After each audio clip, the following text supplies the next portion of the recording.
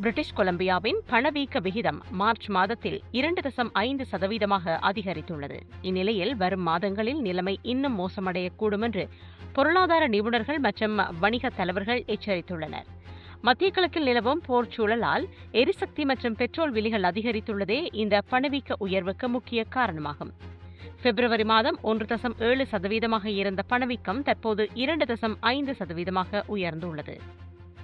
Merchant growth நிறுவனத்தின் தலைமை நிர்வாக அதிகாரி டேவிட் ஜேம்ஸ் கூறுகையில், எரிசக்தி செலவுகள் அதிகரிக்கும் போது சிறு வணிகங்கள் பெரும் சுமையை எதிர்கொள்வதாக தெரிவித்தார். வருவாயை கொண்டு தொழிலை நடத்த முடியாமல் கடன்களை நம்பி தொழிலை முன்னெடுக்கும் நிலைமைக்கு அவர்கள் தள்ளப்படுகின்றனர்.